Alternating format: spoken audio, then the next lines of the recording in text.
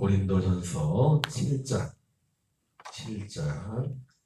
1절부터 좀 긴데 마지막 절까지 우리 같이 보도록 하겠습니다. 너희가 쓴 문제에 대하여 말하면 남자가 여자를 가까이 아니함이 좋으나 음행을 피하기 위하여 남자마다 자기 아내를 두고 여자마다 자기 남편을 두라.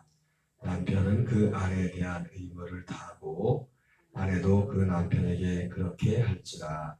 아내는 자기 몸을 주장하지 못하고 오직 그 남편이 하며 남편도 그와 같이 자기 몸을 주장하지 못하고 오직 그 아내가 하나니 서로 분방하지 말라. 다만 기도할 틈을 얻기 위하여 합의상 얼마 동안은 하되 다시 갚아라.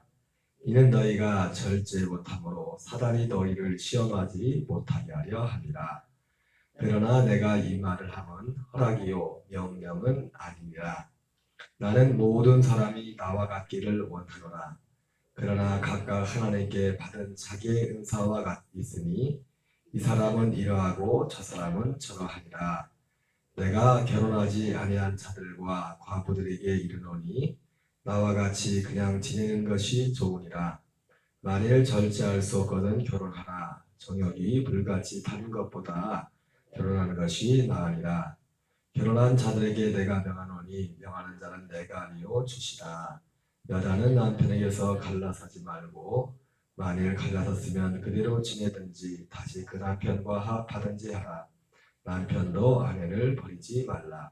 그 나머지 사람들에게 내가 말하노니 이는 주의 명령이 아니라. 만일 어떤 형제에게 믿지 않는 아내가 있어 남편과 함께 살기를 좋아하거든 그를 버리지 말며, 어떤 여자에게 믿지 않는 남편이 있어 아내와 함께 살기를 좋아하거든 그 남편을 버리지 말라. 믿지 아니하는 남편이 아내로 말미암아 거룩하게 되고 믿지 아니하는 아내가 남편으로 말미암아 거룩하게 되나니 그렇지 아니하면 너희 자녀도 깨끗하지 못하니라. 그러나 이제 거룩하니라. 혹 믿지 아니하는 자가 갈리거든 갈리게 하라. 형제나 자매나 이런 일에 구이될 것이 없느니라.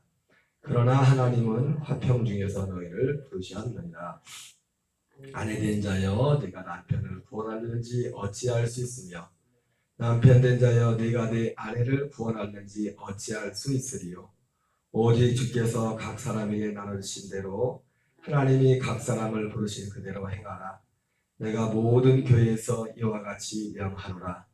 할례자로 부르심을 받은 자가 있느냐 무할례자가 되지 말며, 무할례자로 부르심을 받은 자가 있느냐 할례를 받지 말라. 할례 받는 것도 아무것도 아니요 할례 받지 아니하는 것도 아무것도 아니로되 오직 하나님의 계명을 지키길 따름이니라. 각 사람은 부르심을 받은 그 부르심 그대로 지내라. 내가 종으로 있을 때 부르심을 받았느냐 염려하지 말라. 그러나 내가 자유롭게 될 수 있거든 그것을 이용하라. 주 안에서 부르심을 받은 자는 종이라도 주께 속한 자유인이요 또 그와 같이 자유인으로 있을 때 부르심을 받은 자는 그리스도의 종이라. 너희는 값으로 사신 것이니 사람들의 종이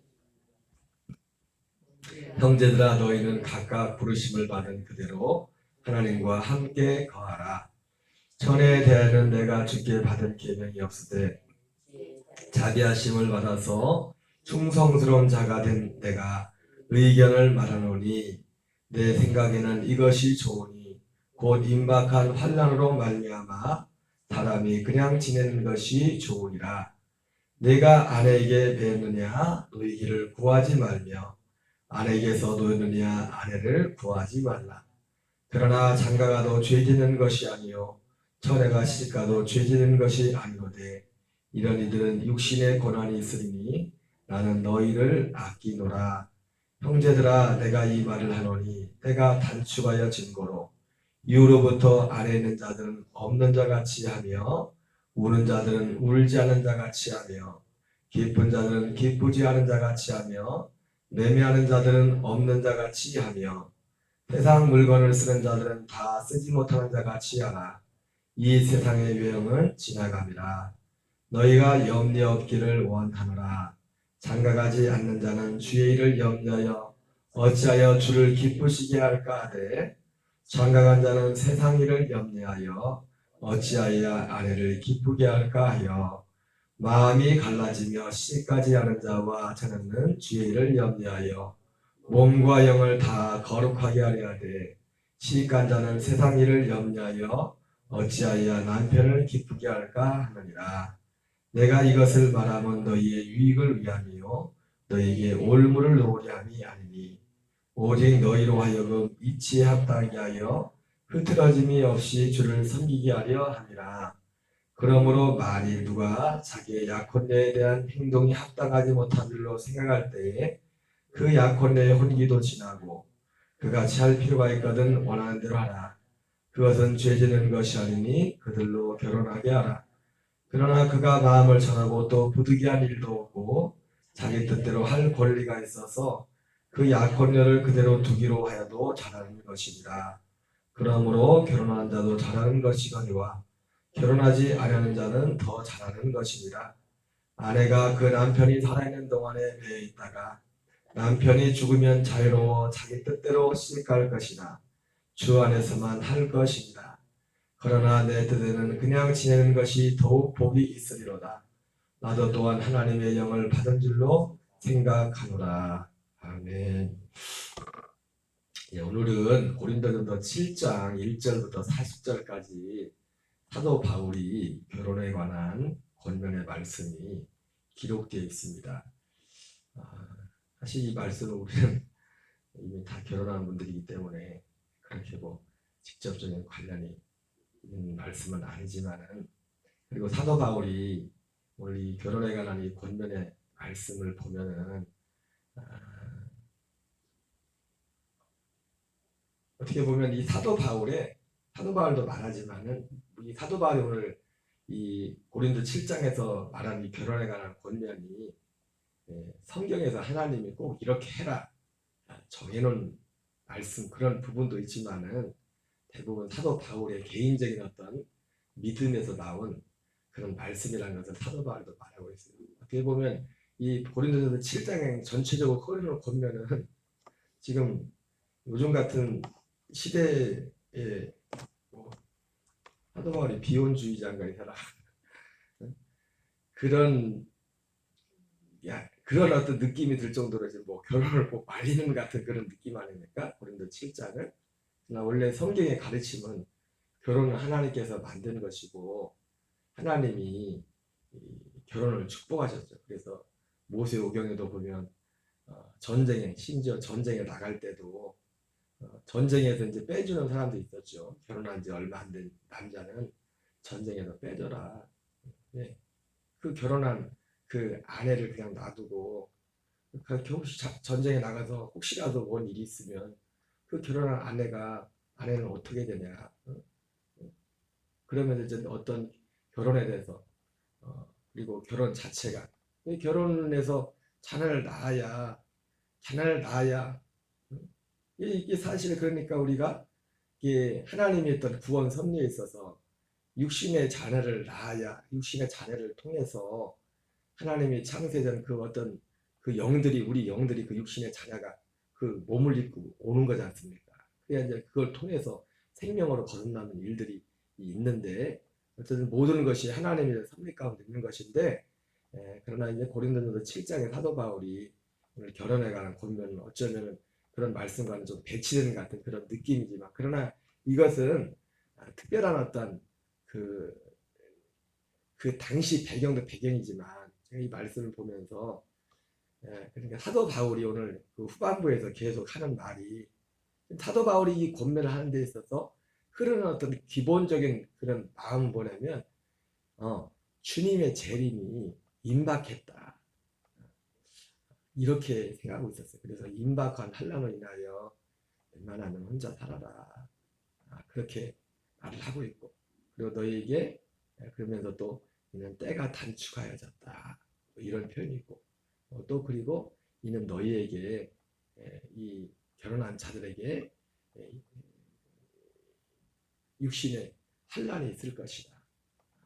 그 임박한 환난, 육신의 환난이라는 것을 사도 바울이 큰 환란, 대환란. 그러니까 예수님의 재림이 바로 말고 임박한 환란이라는 것은 예수님의 재림이. 그때 당시 어떻게 보면 참 이게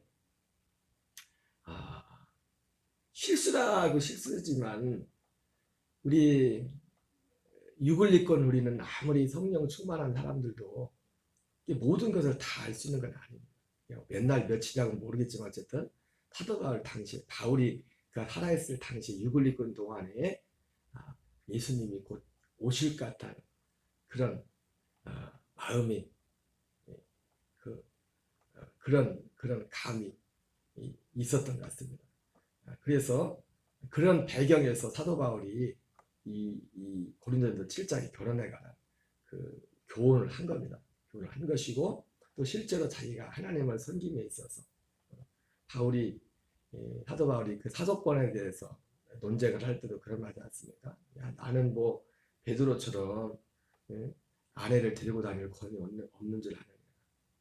참 천주교가 웃기게 뭐냐면 천주교는 신부님들이 결혼을 안 하잖아요. 근데 그게 옛날에 재밌는 일화가 있어요. 공동번역이라는 우리 번역이 공동번역인데 공동번역을 위해 공동번역이 하면 개신교하고 카톨릭하고 같이 번역을 해서 공동번역이라고 하는데 그냥 이것도 제가 들은 거예요. 그냥 어떤 목사한테 들은 건데 천주교에서 이건 빼자고 한 게 있대요. 빼자고 성경에서 뭐냐면 베드로가 장가간 거. 그 사람들은 이 성경에 보니까 성경적이지 않거든요. 신부님도 스님도 시집장가를 안 가지 않습니까? 그러니까 베드로도 마치 장가 안 가는 그냥 독신으로 지난 것처럼 아니 독신으로 안 지냈죠. 베드로는 엄연히 마태복음에 예수님 나오자마자 장모가 열병에 걸려서 결혼도 안 했는데 장모가 있습니까?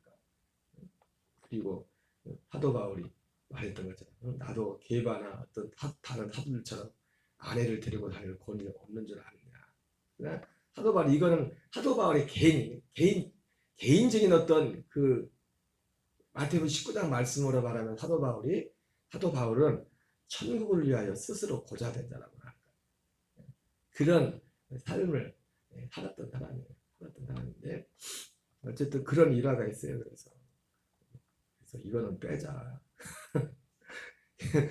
베드로가 장가 갔다는 얘기는 그러니까 이 사람들은 사실인지는 모르지만 어떤 믿을만한 목사님이 설교 중에 했던 말씀이라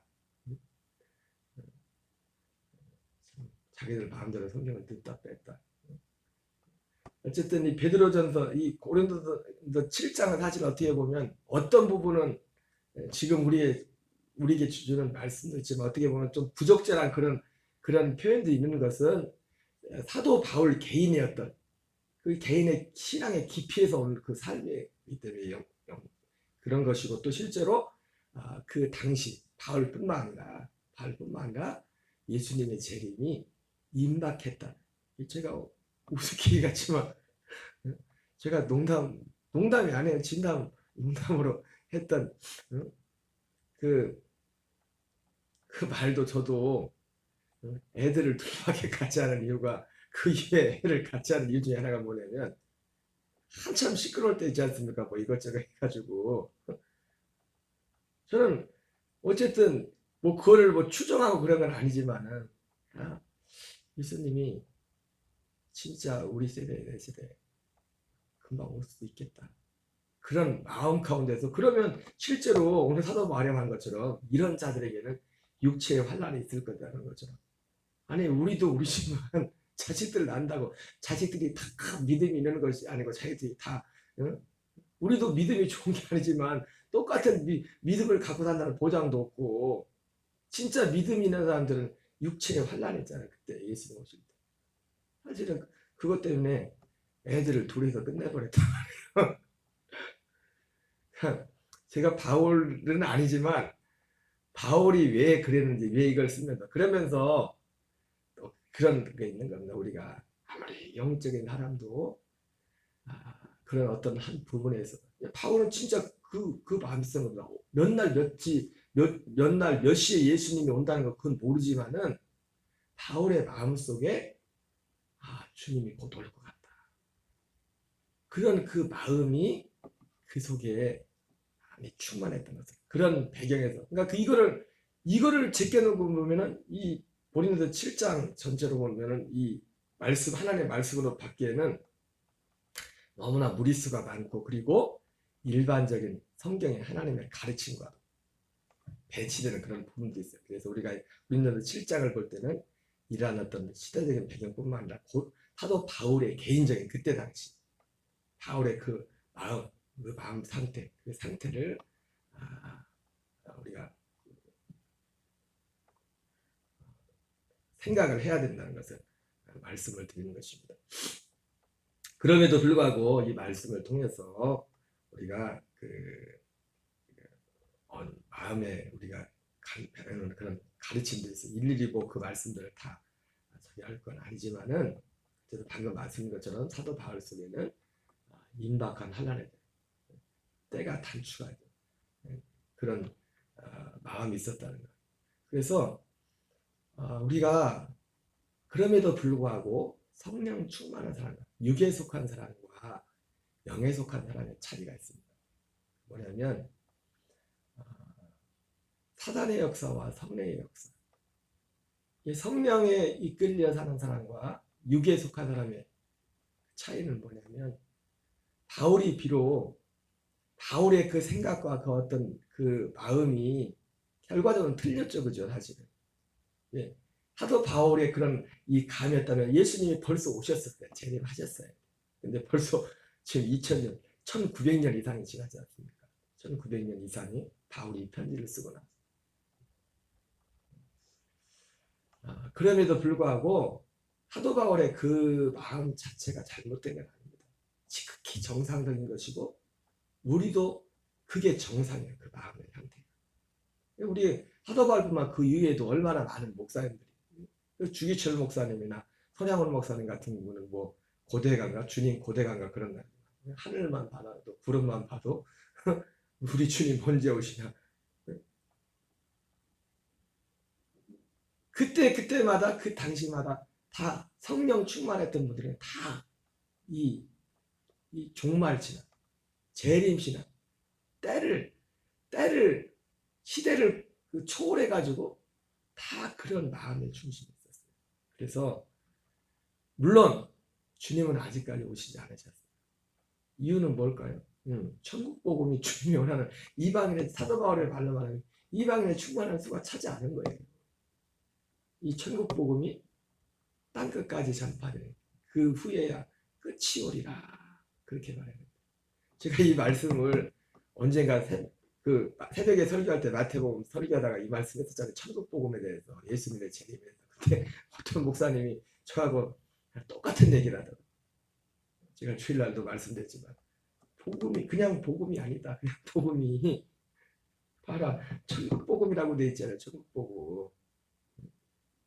우리가 흔히 말하는 그런 거짓 복음이 아니라 우리가 어떤 마귀가 어떻게 만들어 놓은 어떤 그런 복음이 아니라 사도들과 선자들이 전했던 사도들이 전했던 진짜 그 복음 예수님잖아 하나님 나라 되어 천국되어 사는 그 복음이 온 세상에 전파된 거예요.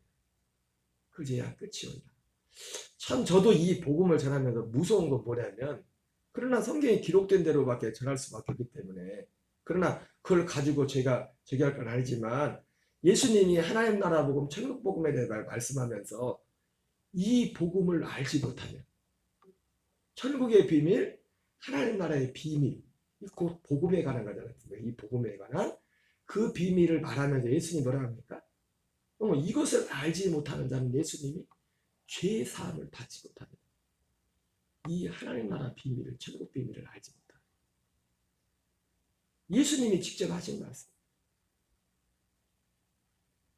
사도 바울이 전했던 그 복음, 사도 요한이 전했던 복음, 사도 베드로가 전했던 복음, 예수님이 이 땅에 육신으로 있고 계실 때 전했던 그 복음을 믿지 않으면 죄 사함도 없다고. 예수님이 직접 하신 말씀이에요. 이 복음이 가렸으면 새 언약, 사도 바울이 말 고린도 4장에 이 복음이 가렸으면 망하는 자들이 가려. 이 복음, 새 언약의 복음, 천국 복음, 하나님 나라의 복음. 이 복음이 온 세상에 전파된 후에 그제야 끝이 올 것이다. 예수님이 또 사도들이 그렇게 말씀했는데 어쨌든 그럼에도 불구하고 이 말씀을 통해서 우리가 특징이 있어요. 성령의 역사는 바로 우리 마음에 이런 마음을 줘요. 무슨 마음이요? 곧 주님이 여러분 어쨌든 사실 그래요. 주님이 우리는 재림하지 않아도 주님 앞에 서야 된다. 재림하는 주님을 만나든지 아니면 내가 가서 만나든지 그러잖아요. 마지막 끝은 재림하는 주님을 만나든지 내가 먼저 가서 만나든지 마지막 끝은 요한계시록 20장인데요. 요한복음 5장 28절, 29절, 30절인데요. 선한 일을 행한 자는 생명의 벌, 악한 일을 행한 자는 심판의 벌을 받는다. 여러분 선한 일이 뭡니까? 하나님의 생명으로 사는 것. 하나님의 생명으로 거듭나서 그 생명으로 살아가는 게 선한 일이에요.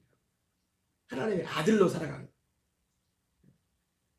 악을 행하는 악이 꼭 강도하고 뭐 이거에서 하냐? 나로 내가 주일날로 말했지만 자기로 사는 것. 여러분 자기 스스로도 얼마나 착한 일을 할 수 있습니다. 선한 일도 하고 구제도 할 수 있고 자기 스스로도. 이런 일을 얘기하면 천주교 사람들 굉장히 싫어할 거예요. 왜? 그 사람들은 선행과 구제가 나쁘다는 게 아니라 그 뿌리가 핵심은 하나님의 기준은 어디냐면 하나님의 생명으로 사느냐. 그리고 하나님의 생명으로 살면은 선한 일을 할 수밖에 없어요. 그러나 그 선한 일도 내가 스스로 하는 게 아니죠. 내 의로 합니다. 그분의 생명 안에서 그분이 주죠. 내가 아무것도 우리는 스스로 하지 않는다. 아무것도 스스로 하지 않는다. 그래서 성령 충만한 사람의 특징은 사도 바울이 그 느낌은 들렸지만 이 주님 앞에 섬에 대한 하나님 앞에 섬에 대한 항상 그 감각이 있다는 거예요. 여러분 예수님이 오는 것보다 우리가 더 주님 앞에 빨리 갈 수 있죠. 항상 이건 열려 있다. 엊그제 지난주에도 참 뉴스에 보니까 참 가슴 아픈 일이 있대요. 아산 그 병원에 심장 흉부 그러니까 어떤 병원 그 교수님이 그분은 환자 때문에 일부러 환자 그 진료 때문에 집도 굉장히 바로 옆에다 잡아놓고 자전거 타고 10분 거리에 있었다. 자전거 타고 가다가 사고 나가지고 그냥 가셨던. 그러면서 그 한 분이 얼마나 많은 사람의 생명을 살렸을 것이며 또 앞으로 할 사람들이 많은데 보니까 나이도 그렇게 많지는 않은데 60 좀 넘으신 것 같더라고요. 넘으신 것 같은데. 여러분 우리는 언제 어느 때라도 주님 앞에 설 수가 있다고요. 어느 순간에도. 그러니까 바울이 이걸 또 이 말씀을 통해서 바울에게 그러니까 우리 영, 이 바울 같은 이 영 성령에 충만한 사람들이 항상 이게 없으면 기본적으로 그래서 반대로 사단의 역사는 뭡니까? 천년만은 이 세상에서 살 것처럼 산다고 사람들이. 참 제일 이해가 안 되시는 분들이 80, 90 다 됐으면 그건 이해해요. 이 땅에서 어차피 예수 안 믿는 분들은 더군다나 예수 안 믿는 분들은 이 땅이 마지막이니까 이 땅의 끈을 얼마나 놓기 싫겠어요.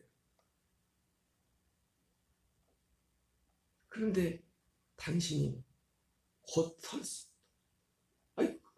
아니 80, 94 죄송하게 말씀드리지만 저도 그렇고 뭐 요즘 젊고 나이든 그게 순서도 없지만은 주님 앞에 설 준비를 해야 되는데 벌써 준비를 했어도 벌써 했어야 되는데. 누가복음 12장에 예수님이 부자에 대해서 말씀하면서 그 어리석은 부자의 특징이 뭡니까? 너무 풍요들어가지고 곳간에 막 잔뜩 쌓아놓고서 영혼아 내 쓸물고는 쌓아졌으니 열에 내가 먹고 마시고 즐기자. 그러면서 아주 이 땅에 그것을 소망으로 가득 차 있어. 여러분 뭐 고가에 쌓아놓고 한다 그게 잘못됐다는 게 아니에요. 오늘 사도 바울도 그러나 뭐라 합니까? 우는 자는 울지 않은 자 같이 하고 웃는 자는 웃지 않은 자 같이 하고 가진 자는 갖지 않은 자 같이 하고 가지고 있다는 게 문제가 아니라 하나님이 없는 하나님이 없는 거예요. 하나님. 열에 쓸 돈을 많이 샀으니 먹고 마시고 즐기자. 그랬더니 하나님이 꿈에 그날 밤에 야 내가 오늘 밤에 너를 데려가면 너 이것이 누구 것이 되겠느냐. 예. 마귀는 사단은 우리 마음속에 그런 마음을 준단 말이에요. 그래서 오늘 이 말씀을 통해서도